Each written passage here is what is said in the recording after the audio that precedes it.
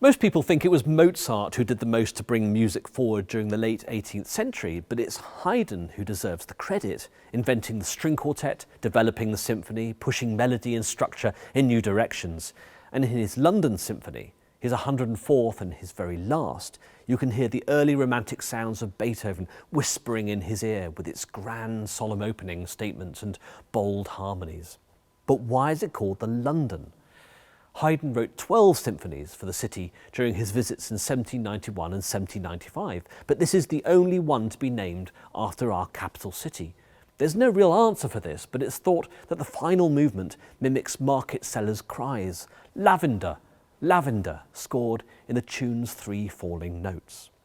With its ever-changing moods, it's as if Haydn is taking a stroll around the streets of London in all their guises, busy, exciting, imposing, and on the other hand, ugly, dirty, and threatening.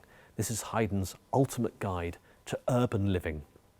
Written almost 170 years later, in 1959, Shostakovich's first cello concerto was written for the great Russian virtuoso cellist, Mstislav Rostropovich, who always hoped his great friend would dedicate something to him. Shostakovich lived during the most oppressive years of 20th century Soviet Russia. But what are we hearing in this concerto? Because it's not that clear, even when we know that many of his works criticise the communist regime. Are we hearing anger, mischief? Perhaps in the swirling cello part, we're hearing Shostakovich and Rostropovich a little worse for wear after their legendary drinking sessions together. Who knows? What we do know is that Shostakovich puts little hints into the music, such as the 4 notes corresponding to the 4 letters of his initials, and those in the know might spot phrases from 19th century composer Mussorgsky's Songs and Dances of Death. Ominous indeed.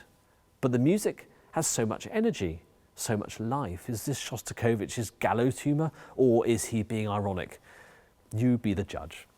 I'll now hand over to Jonathan James here at Colston Hall, who'll show just how Shostakovich leaves these little musical clues within his haunting concerto.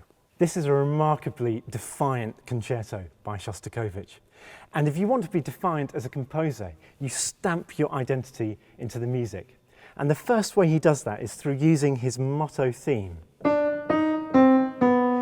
Those are the notes, the initials of his name, Dmitri, D, S-C-H, if I use the German way of doing things. His daughter spotted that. So the cello, when it comes in, is playing essentially that motto theme, but in a slightly different version. So it sounds like Shostakovich, but not quite. And after that, you get Shostakovich's key rhythm, that machine gun rattle in the orchestra. You'll hear it all over the place once you recognise those intervals. Later on, we have this kind of material, for example.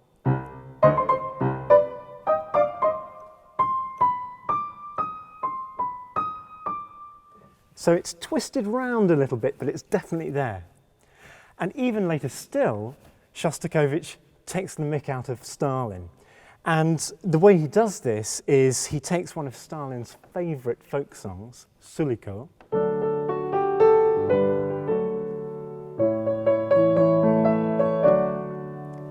and he twists it into something really, really dark.